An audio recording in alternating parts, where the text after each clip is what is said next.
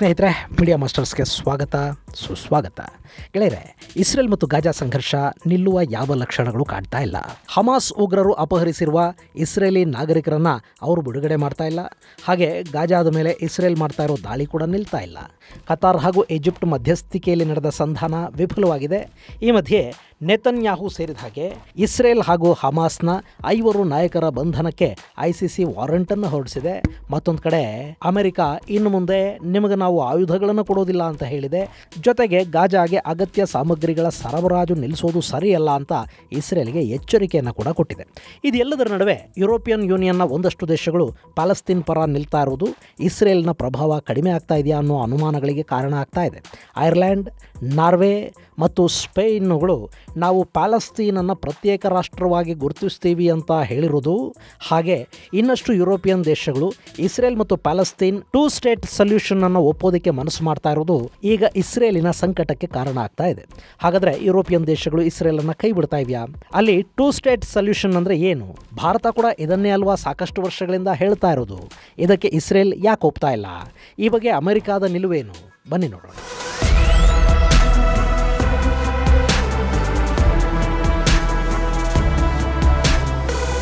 ಗೆಳೆಯರೆ, ಯಾವುದೇ ಯುದ್ಧ ಹೆಚ್ಚು ದಿನಗಳ ಕಾಲ ನಡೀತಾ ಹೋದರೆ ಅಂತಾರಾಷ್ಟ್ರೀಯ ಸಮುದಾಯಕ್ಕೆ ಅದರ ಬಗ್ಗೆ ಆಸಕ್ತಿ ಕಡಿಮೆ ಆಗ್ತಾ ಹೋಗುತ್ತೆ. ಈಗ ನೋಡಿ, ರಷ್ಯಾ ಮತ್ತು ಯುಕ್ರೇನ್ ಯುದ್ಧದ ಆರಂಭದ ದಿನಗಳಿಗೂ ಇವತ್ತಿಗೂ ಎಷ್ಟು ವ್ಯತ್ಯಾಸ ಆಗಿದೆ ಗಮನಿಸಿ ನೋಡಿ. ಯುದ್ಧ ಶುರುವಾದಾಗ ನೀವು ಪತ್ರಿಕೆಗಳಲ್ಲಿ, ಟಿವಿಗಳಲ್ಲಿ, ಸೋಷಿಯಲ್ ಮೀಡಿಯಾಗಳಲ್ಲಿ ಎಲ್ಲಿ ನೋಡಿದರೂ ರಷ್ಯಾ ಯುಕ್ರೇನ್ ಯುದ್ಧದ್ದೇ ಸುದ್ದಿ. ಅಲ್ಲಿ ಏನಾಯಿತು ಅಂತ ತಿಳ್ಕೊಳ್ಳೋಕೆ ನಿಮಗೆ ಕೂಡ ಆಸಕ್ತಿ ಇರ್ತಾ ಇತ್ತು. ವಿಶ್ವನಾಯಕರು ಅದರ ಬಗ್ಗೆ ಮಾತಾಡ್ತಾ ಇದ್ರು. ಆದರೆ ಕಾಲಕ್ರಮೇಣ ಆ ಯುದ್ಧ ಸದ್ಯಕ್ಕೆ ನಿಲ್ಲೋದಿಲ್ಲ ಅನ್ನೋದು ಅರ್ಥವಾದ ಮೇಲೆ ದಿನ ಸಾಯೋರ ಬಗ್ಗೆ ಆಳೋರು ಯಾರು ಅನ್ನೋ ಹಾಗೆ ಜಗತ್ತಿನ ಗಮನ ಕೂಡ ಅತ್ತ ಕಡಿಮೆ ಆಗ್ತಾ ಹೋಯಿತು. ಮೊದಲು ಆಯುಧಗಳನ್ನು, ಹಣವನ್ನು ತುಂಬಿ ಕಳಿಸ್ತಾ ಇದ್ದ ಅಮೆರಿಕ ಹಾಗೂ ಅದರ ಮಿತ್ರ ದೇಶಗಳು, ನ್ಯಾಟೋ ದೇಶಗಳು, ಯುರೋಪಿಯನ್ ಯೂನಿಯನ್ ಇವೆಲ್ಲ ನಿಧಾನವಾಗಿ ಯುಕ್ರೇನ್ಗೆ ಕೊಡೋ ಸಹಾಯವನ್ನು ನಿಲ್ಲಿಸಿದ್ವು. ಈಗ ನಮ್ಮ ಹತ್ರ ಆಯುಧ ಕಡಿಮೆ ಆಗ್ತಾ ಇದೆ, ಪಶ್ಚಿಮದ ದೇಶಗಳು ನಮ್ಮನ್ನು ನಂಬಿಸಿ ಮುಳುಗಿಸ್ಬಿಟ್ಟು ಅಂತ ಅಲ್ಲಿನ ಅಧ್ಯಕ್ಷ ಬಾಯ್ ಬಡ್ಕೊಳ್ತಾ ಇದ್ದಾನೆ. ಆತನ ಗೋಳಾಟ ಹೆಚ್ಚಾದಾಗ ಒಂದಷ್ಟು ಆಯುಧಗಳು ಬರುತ್ತವೆ, ಆಮೇಲೆ ನಿಂತು ಹೋಗುತ್ತವೆ. ರಷ್ಯಾದ ದಾಳಿ ಮಾತ್ರ ಮುಂದುವರಿತಲೇ ಇದೆ. ಆದರೆ ಯಾರಿಗೂ ಕೂಡ ಆ ಯುದ್ಧದ ಬಗ್ಗೆ ಹೆಚ್ಚು ಆಸಕ್ತಿ ಉಳ್ಕೊಂಡಿಲ್ಲ. ಇನ್ನು ಇಸ್ರೇಲ್, ಗಾಜಾದ ಹಮಾಸ್ ಉಗ್ರರು ಕಳೆದ ವರ್ಷ ಅಕ್ಟೋಬರ್ 7ನೇ ತಾರೀಕು ಇಸ್ರೇಲ್ ಮೇಲೆ ದಾಳಿ ಮಾಡಿದರು. ಅದಕ್ಕೆ ಪ್ರತೀಕಾರ ಹೇಳೋದಕ್ಕೆ ಇಸ್ರೇಲ್ ಮುಂದಾಯಿತು.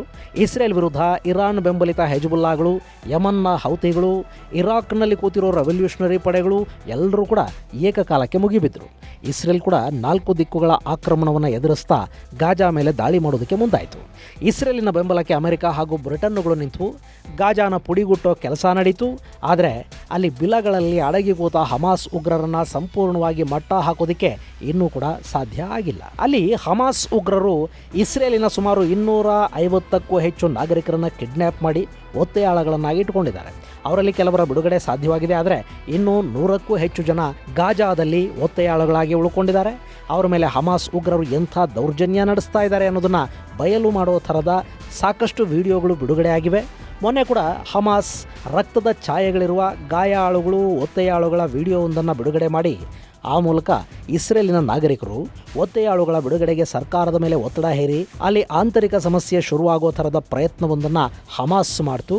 ಮತ್ತೊಂದು ಕಡೆ ಇಸ್ರೇಲ್ ಕೂಡ ಹಮಾಸ್ ಉಗ್ರರ ಮೇಲಿನ ದಾಳಿಯ ಹೆಸರಲ್ಲಿ ಗಾಜಾದ ನಾಗರಿಕ ವಸತಿಗಳ ಮೇಲೆ ದಾಳಿ ಮಾಡ್ತಾ ಇದೆ. ಈ ಗಾಜಾ ಅನ್ನೋದು ಅತಿ ಹೆಚ್ಚು ಜನಸಾಂದ್ರತೆ ಇರೋ ಪ್ರದೇಶ.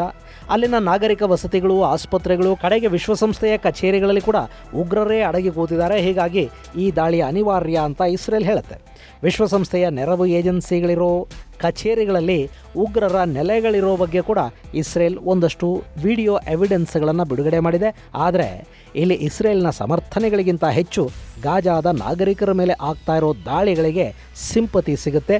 ಇದು ಸಹಜ ಕೂಡ.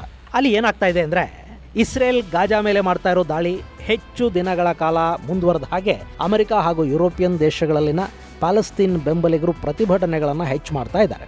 ಮೊನ್ನೆ ಅಮೆರಿಕಾದ ವಿಶ್ವವಿದ್ಯಾಲಯಗಳ ಕ್ಯಾಂಪಸ್ಗಳು ರಣಾಂಗಣಗಳಾಗಿ ಹೋಗಿದ್ವು. ಅಲ್ಲಿ ನವೆಂಬರ್ನಲ್ಲಿ ಚುನಾವಣೆ ನಡೀಬೇಕು. ಡೆಮೊಕ್ರೆಟಿಕ್ಕರಿಗೆ ಈಗ ಇಸ್ರೇಲಿಗೆ ಕೊಡ್ತಾ ಇರೋ ನೆರವೇ ಒಂದು ದೊಡ್ಡ ಸಮಸ್ಯೆ ಆಗ್ತಾ ಇದೆ. ಕೊಡಲಿಲ್ಲ ಅಂದರೆ ಅಲ್ಲಿನ ಯಹೂದಿಗಳು ಹಾಗೂ ಬಲಪಂಥೀಯ ಅಮೆರಿಕನ್ನರು ಸಿಟ್ಟು ಮಾಡ್ಕೋತಾರೆ. ಕೊಟ್ಟರೆ ಅಲ್ಲಿನ ಮುಸಲ್ಮಾನರು ಹಾಗೂ ಎಡಪಂಥೀಯರು, ಸೆಂಟರ್ ಲೆಫ್ಟ್ಗಳು ಇವರೆಲ್ಲ ಬೇಜಾರು ಮಾಡ್ಕೋತಾರೆ. ಹೀಗಾಗಿ ಬಿಡೆನ್ ಸರ್ಕಾರ ಅಲ್ಲಿ ಅಡಕತ್ತರಿಗೆ ಸಿಲುಕೊಂಡಿದೆ. ಸೊ ಯುದ್ಧ ನಿಲ್ಲಿಸಿ ಅಂತ ಅಮೆರಿಕ ಇಸ್ರೇಲಿಗೆ ಹೇಳುತ್ತೆ. ಪ್ಯಾಲೆಸ್ತೀನ್ಗೆ ಪ್ರತ್ಯೇಕ ದೇಶದ ಸ್ಥಾನಮಾನಗಳನ್ನು ಕೊಡಬೇಕು ಅಂತ ಬಂದಾಗ ವಿಶ್ವಸಂಸ್ಥೆಯ ಭದ್ರತಾ ಮಂಡಳಿಯಲ್ಲಿ ಅಮೆರಿಕ ತನ್ನ ವೀಟೋ ಅಧಿಕಾರವನ್ನು ಚಲಾವಣೆ ಮಾಡುತ್ತೆ. ಇಲ್ಲಿ ಇಸ್ರೇಲ್ ಹಾಗೂ ಪ್ಯಾಲೆಸ್ತೀನ್ ಅನ್ನೋ ಎರಡು ದೇಶಗಳ ರಚನೆ ಆಗಲಿ ಅನ್ನೋದು ಭಾರತ ಸೇರಿದ ಹಾಗೆ ಜಗತ್ತಿನ ನಾನಾ ದೇಶಗಳು ಮೊದಲಿಂದ ಕೊಡ್ತಾ ಇರೋ ಸಲಹೆ. ಆದರೆ ಇದಕ್ಕೆ ಇಸ್ರೇಲ್ ಹಾಗೂ ಪ್ಯಾಲೆಸ್ತೀನ್ ಇಬ್ಬರ ಸಹಮತವನ್ನು ಪಡ್ಕೊಳ್ಳೋದು ಕಷ್ಟ ಆಗ್ತಾ ಇದೆ.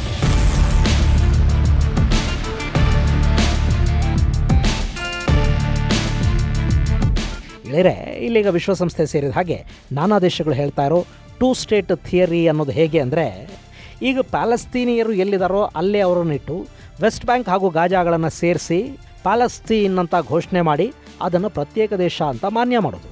ಅದಕ್ಕೆ ಅರಬ್ ದೇಶಗಳು ಸೇರಿದಂತೆ ಇಡೀ ಜಗತ್ತು ಅಂದರೆ ಇಸ್ರೇಲನ್ನು ಬಿಟ್ಟು ಉಳಿದ ಜಗತ್ತು ಒಪ್ಪಿಬಿಡಬಹುದು. ಆದರೆ ಇಸ್ರೇಲಿಗೆ ಇಲ್ಲಿ ತಕರಾರುಗಳಿವೆ. ವೆಸ್ಟ್ ಬ್ಯಾಂಕ್ ಅನ್ನೋದು ಇಸ್ರೇಲ್ನ ಒಳಗೆ ಇರೋ ಪ್ರದೇಶ. ಈಗ ಜೆರೂಸಲಂ ಇದೆಯಲ್ಲ, ಅದು ಕೂಡ ವೆಸ್ಟ್ ಬ್ಯಾಂಕಲ್ಲೇ ಬರುತ್ತೆ. ಈ ಜೆರೂಸಲೆಂನಲ್ಲಿ ಯಹೂದಿಗಳು, ಕ್ರೈಸ್ತರು ಹಾಗೂ ಮುಸಲ್ಮಾನರು 3 ಜನಕ್ಕೆ ಸೇರಿದ ಪವಿತ್ರ ಸ್ಥಳಗಳಿವೆ. ಸಮಸ್ಯೆ ಆಗ್ತಾ ಇರೋದು ಇದೇ ಜೆರೂಸಲೆಂ. ಇದು ವೆಸ್ಟ್ ಬ್ಯಾಂಕಲ್ಲಿರೋದ್ರಿಂದ ಇದನ್ನು ಪ್ಯಾಲೆಸ್ತೀನಿಗೆ ಸೇರಿಸಿಬಿಟ್ರೆ ಯಹೂದಿಗಳು, ಕ್ರೈಸ್ತರು ತಮ್ಮ ಧಾರ್ಮಿಕ ಸ್ಥಳಗಳನ್ನು ಕಳ್ಕೋಬೇಕಾಗಿ ಬರುತ್ತೆ ಅನ್ನೋದು ಒಂದು ಆತಂಕ. ಇನ್ನು ಎರಡನೆಯದು, ಇಸ್ಲಾಂ ಹಾಗೂ ಯಹೂದಿಯರ ಮತಗ್ರಂಥಗಳಲ್ಲಿ ಪರಸ್ಪರ ದ್ವೇಷ ಇದೆ. ಹೀಗಾಗಿ ಇಬ್ಬರು ಪಕ್ಕದಲ್ಲೇ ಇದ್ದು ಪ್ಯಾಲೆಸ್ತೀನ್ ಅನ್ನೋ ಒಂದು ದೇಶವನ್ನು ಇಸ್ರೇಲ್ನ ಒಳಗೆ ರಚನೆ ಮಾಡಿಕೊಟ್ಟು ಗಡಿ ಗೆರೆಯನ್ನು ಎಳೆದು ಬಿಟ್ರೆ ನಾಳೆ ದಿನನಿತ್ಯ ಅಲ್ಲಿ ಸಮಸ್ಯೆಗಳಾಗೋದಿಲ್ಲ ಅಂತ ಗ್ಯಾರಂಟಿ ಏನು? ಹೀಗಾಗಿ ಈ ಪ್ಯಾಲೆಸ್ತೀನಿಯರನ್ನು ನಗೆಯೋಗೆ ಕಳುಹಿಸಿ ಅಲ್ಲಿ ಪ್ಯಾಲೆಸ್ತೀನ್ ರಚನೆ ಮಾಡಿ ಅಂತ ಈ ಹಿಂದೆ ಇಸ್ರೇಲ್ ಒಂದು ಸಲಹೆಯನ್ನು ಕೊಡ್ತು.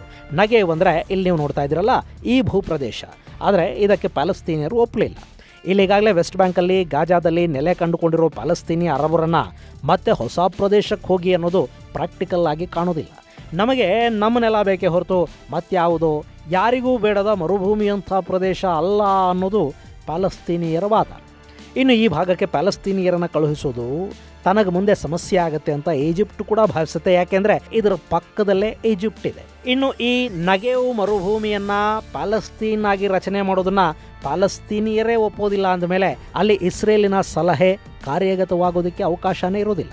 ಇನ್ನು ವೆಸ್ಟ್ ಬ್ಯಾಂಕ್ ಪ್ರದೇಶವನ್ನು ಪ್ಯಾಲೆಸ್ತೀನ್ ಅಂತ ಘೋಷಣೆ ಮಾಡಿ ಜೆರೂಸಲೆಂ ನಗರವನ್ನು ವಿಶ್ವಸಂಸ್ಥೆಯ ಸುಪರ್ದಿಗೆ ಕೊಟ್ಟು ಅಲ್ಲಿ 3 ಮತಗಳ ಜನಕ್ಕೂ ಪ್ರಾರ್ಥನೆಗೆ ಮತ್ತೊಂದಕ್ಕೆ ಎಲ್ಲದಕ್ಕೂ ಅವಕಾಶವನ್ನು ಕಲ್ಪಿಸಿಕೊಡುವ ಒಂದು ನ್ಯೂಟ್ರಲ್ ಆಡಳಿತದ ಅಡಿಯಲ್ಲಿ ಈ ಜೆರೂಸಲೆಂನ್ನು ಇಡುವ ಯೋಜನೆಯೊಂದು ಈ ಹಿಂದೆ ಪ್ರಸ್ತಾಪ ಆಗಿತ್ತು. ಅದಕ್ಕೆ ಆವತ್ತು ಇಸ್ರೇಲ್ ಹಾಗೂ ಪ್ಯಾಲೆಸ್ತೀನಿ ನಾಯಕರಿಬ್ಬರನ್ನ ಒಪ್ಪಿಸೋದಕ್ಕೆ ಒಂದಷ್ಟು ಪ್ರಯತ್ನಗಳು ಕೂಡ ನಡೆದವು. ಅಲ್ಲಿ ಯಾಸರ್ ಅರಾಫತ್ ನಾಯಕತ್ವದ ಪ್ಯಾಲೆಸ್ತೀನ್ ಒಂದು ಹಂತಕ್ಕೆ ಇದನ್ನು ಒಪ್ಪಿತ್ತು. ಇಸ್ರೇಲ್ ಕೂಡ ಒಲ್ಲದ ಮನಸ್ಸಿನಿಂದಲೇ ಇದಕ್ಕೆ ತನ್ನ ಸಹಮತಿಯನ್ನು ಸೂಚಿಸಿತ್ತು.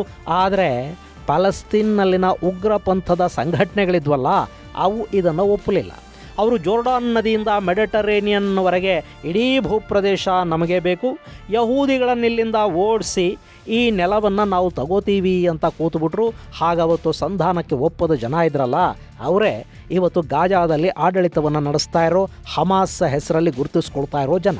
ಈಗ ಕೂಡ ಅವರದ್ದು ಅದೇ ವಾದ. ಹೀಗಾಗಿ ಪ್ಯಾಲೆಸ್ತೀನ್ ರಚನೆಗೆ ಇಸ್ರೇಲ್ ಹಾಗೂ ಪ್ಯಾಲೆಸ್ತೀನಿ ನಾಯಕರನ್ನು ಒಪ್ಪಿಸೋದಕ್ಕೆ ಸಾಧ್ಯವಾದರೂ ಕೂಡ ಮುಂದೆ ಇಲ್ಲಿ ಭಯೋತ್ಪಾದಕರ ಹಾವಳಿ ಮುಂದುವರೆದ್ರೆ ಸಂಘರ್ಷ ಅನ್ನೋದು ನಿರಂತರವಾಗಿ ಇಲ್ಲಿ ಉಳ್ಕೊಂಡು ಬಿಡುತ್ತೆ.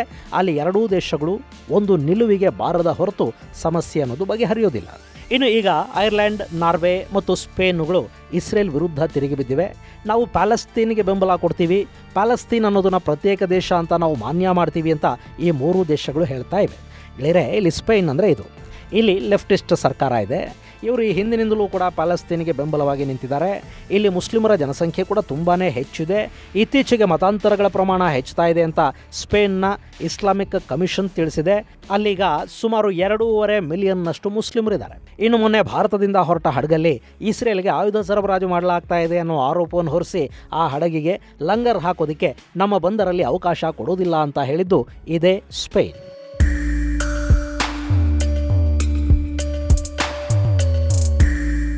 ಇನ್ನು ನಾರ್ವೆಯಲ್ಲಿರೋದು ಸೆಂಟ್ರಿಸ್ಟ್ ಪಾರ್ಟಿ, ಅವರಿಗೆ ಅಲ್ಲಿನ ಎಡಪಂಥೀಯ ಪಕ್ಷಗಳು ಬೆಂಬಲ ಕೊಟ್ಟಿವೆ. ಸೊ ಅಲ್ಲಿರೋದು ಸಮ್ಮಿಶ್ರ ಸರ್ಕಾರ. ಅಲ್ಲಿ ಕೂಡ ಎರಡನೇ ಅತಿ ಹೆಚ್ಚು ಜನಾಂಗ ಸುನ್ನಿ ಮುಸ್ಲಿಮರದ್ದು. ಅಲ್ಲಿನ ಒಟ್ಟು ಜನಸಂಖ್ಯೆಯಲ್ಲಿ 4% ಮುಸಲ್ಮಾನರಿದ್ದಾರೆ. ಇನ್ನು ಐರ್ಲೆಂಡಲ್ಲಿ 2% ಮಾತ್ರ ಮುಸ್ಲಿಮರಿದ್ದಾರೆ. ಅವರು ಕೂಡ ಜಗತ್ತಿನ ನಾನಾ ದೇಶಗಳಿಂದ ವಲಸೆ ಹೋಗಿ ಅಲ್ಲಿ ನೆಲೆ ನಿಂತವರು. ಐರ್ಲೆಂಡ್ ತುಂಬ ಸೆಕ್ಯುಲರ್ ಆಗಿದೆ. ಈಗ ಈ ಮೂರೂ ದೇಶಗಳು ಪ್ಯಾಲೆಸ್ತೈನ್ ಪರ ಮತ್ತು ಇಸ್ರೇಲಿನ ವಿರುದ್ಧ ದನಿ ಎತ್ತುತ್ತಾ ಇವೆ. ಜೊತೆಗೆ ಸ್ಲೋವೇನಿಯಾ ಹಾಗೂ ಮಾಲ್ಟಾಗಳು ಕೂಡ ಈಗ ಇದೇ ಹಾದಿಯಲ್ಲಿ ಹೆಜ್ಜೆ ಹಾಕ್ತಾ ಇರೋದು ಈ ಇಸ್ರೇಲ್ ಗಾಜಾ ಸಂಘರ್ಷ ಐರೋಪ್ಯ ದೇಶಗಳಲ್ಲೇ ಒಡಕುಂಟಾಗೋ ಹಾಗೆ ಮಾಡುತ್ತಾ ಅನ್ನೋ ಅನುಮಾನಗಳಿಗೆ ಕಾರಣ ಆಗ್ತಾ ಇದೆ. ಬೇರೆ ಸಾಮಾನ್ಯವಾಗಿ ಯುರೋಪಿಯನ್ ಯೂನಿಯನ್ನ ದೇಶಗಳು ಅಮೆರಿಕಾದ ನಿಲುವಿಗೆ ವಿರುದ್ಧವಾಗಿ ಹೋಗೋದು ತುಂಬಾ ಕಡಿಮೆ. ರಷ್ಯಾ ಯುಕ್ರೇನ್ ಯುದ್ಧದ ಸಂದರ್ಭದಲ್ಲಿ ರಷ್ಯಾದ ತೈಲ ಗ್ಯಾಸ್ ನಿರ್ಬಂಧ ಆದರೆ ತಮ್ಮ ಆರ್ಥಿಕತೆಯ ಮೇಲೆ ದುಷ್ಪರಿಣಾಮ ಉಂಟಾಗತ್ತೆ ಅನ್ನೋದು ಗೊತ್ತಿದ್ದೂ ಕೂಡ ಯುರೋಪಿಯನ್ ಯೂನಿಯನ್ ಅಮೆರಿಕಾದ ನಿಲುವಿಗೆ ಬದ್ಧವಾಗಿತ್ತು, ರಷ್ಯಾನ ದೂರ ಇಡ್ತು. ಆದರೆ ಇಸ್ರೇಲ್ ಗಾಜಾ ವಿಷಯದಲ್ಲಿ ಹಾಗಾಗ್ತಾ ಇಲ್ಲ. ಅದಕ್ಕೆ ಕಾರಣ ಆಯಾ ದೇಶಗಳಲ್ಲಿನ ವೋಟ್ ಬ್ಯಾಂಕ್ ಪಾಲಿಟಿಕ್ಸ್. ಈಗ ಅಮೆರಿಕಾದಲ್ಲಿ ಬ್ರಿಟನ್ನಲ್ಲಿ ಯಹೂದಿಗಳು ತುಂಬ ಸ್ಟ್ರಾಂಗ್ ಆಗಿದ್ದಾರೆ. ಹೀಗಾಗಿ ಅಲ್ಲಿನ ಸರ್ಕಾರಗಳು ಯಾವುದೇ ನಿರ್ಧಾರವನ್ನು ತಗೋಬೇಕು ಅಂದರೂ ಕೂಡ ಯಹೂದಿಗಳ ಹಿತಾಸಕ್ತಿಗಳನ್ನು ಕಡೆಗಣಿಸೋ ಹಾಗಿಲ್ಲ. ಹಾಗೆ ಯುರೋಪಿಯನ್ ದೇಶಗಳ ಪೈಕಿ ಎಲ್ಲಿ ಸೆಕ್ಯುಲರ್ ಹಾಗೂ ಮುಸ್ಲಿಮರ ಪ್ರಭಾವ ಹೆಚ್ಚಾಗಿರುತ್ತೋ ಅಂಥ ದೇಶಗಳು ಪ್ಯಾಲೆಸ್ತೈನ್ ಪರ ನಿಂತ್ಕೊಳ್ತು.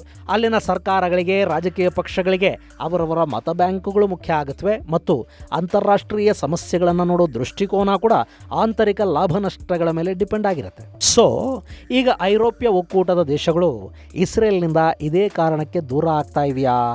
ಇನ್ನು ಈಗಾಗಲೇ ಐರ್ಲೆಂಡ್, ಸ್ಪೇನ್ ಹಾಗೂ ನಾರ್ವೆಗಳ ನಿಲುವನ್ನು ಪ್ರತಿಭಟಿಸಿ ಇಸ್ರೇಲ್ ಅಲ್ಲಿಂದ ತನ್ನ ರಾಯಭಾರಿಗಳನ್ನು ಹಿಂದಕ್ಕೆ ಕರೆಸ್ಕೊಂಡಿದೆ. ಗೆಳೆಯರೆ, ಇಲ್ಲಿ ಪ್ಯಾಲೆಸ್ತೈನ್ ಅನ್ನೋ ಒಂದು ದೇಶ ಉದಯ ಆಗಬೇಕು ಅನ್ನೋದನ್ನು ಭಾರತ ಕೂಡ ಮೊದಲಿನಿಂದಲೂ ಹೇಳ್ತಾ ಬರ್ತಾ ಇದೆ. ನಾವು ಇಸ್ರೇಲನ್ನು ಒಪ್ಪಿಕೊಂಡಿರೋ ಹಾಗೇನೆ ಪ್ಯಾಲೆಸ್ತೈನನ್ನು ಕೂಡ ಒಪ್ಪಿದ್ದೀವಿ. 1988ರಲ್ಲಿ ಪ್ಯಾಲೆಸ್ತೈನ್ಗೆ ಭಾರತ ಮಾನ್ಯತೆಯನ್ನು ಕೊಟ್ಟಿದೆ. ಯಾಕೆ ಅನ್ನೋದನ್ನು ಮತ್ತೆ ಪ್ರತ್ಯೇಕವಾಗಿ ಹೇಳಬೇಕಾದ ಅಗತ್ಯ ಏನಿಲ್ಲ. ಆದರೆ ಪ್ಯಾಲೆಸ್ತೈನ್ ಅನ್ನೋದು ಎಲ್ಲಿ ರಚನೆ ಆಗಬೇಕು ಅನ್ನೋದು ಶಾಂತಿಯುತವಾಗಿ ಮಾತುಕತೆಗಳಿಂದ ಬಗೆಹರಿಯಬೇಕಾದ ವಿಷಯ. ಇದು ಸಾಧ್ಯವಾದಾಗ ಮಾತ್ರ ಅಲ್ಲಿ ಶಾಂತಿ ನೆಲೆಸೋದಕ್ಕೆ ಸಾಧ್ಯ ಆಗುತ್ತೆ. ಆದರೆ ಅದು ಸಾಧ್ಯ ಆಗೋದು ಯಾವಾಗ? ಇದನ್ನು ನಾವು ಕಾದು ನೋಡಬೇಕು. ಇದು ಗೆಳೆಯರೆ ಇಸ್ರೇಲ್, ಪ್ಯಾಲೆಸ್ತೈನ್ ಹಾಗೂ ಯುರೋಪ್ ದೇಶಗಳ ಕುರಿತಾದ ಒಂದಷ್ಟು ಅಪ್ಡೇಟ್ಸ್. ಮುಂದಿನ ಸಂಚಿಕೆಯಲ್ಲಿ ಮತ್ತಷ್ಟು ವಿಶೇಷಗಳ ಜೊತೆ ಮತ್ತೆ ಭೇಟಿಯಾಗೋಣ. ಅಲ್ಲಿವರೆಗೆ ಜೈ ಹಿಂದ್, ಜೈ ಕರ್ನಾಟಕ.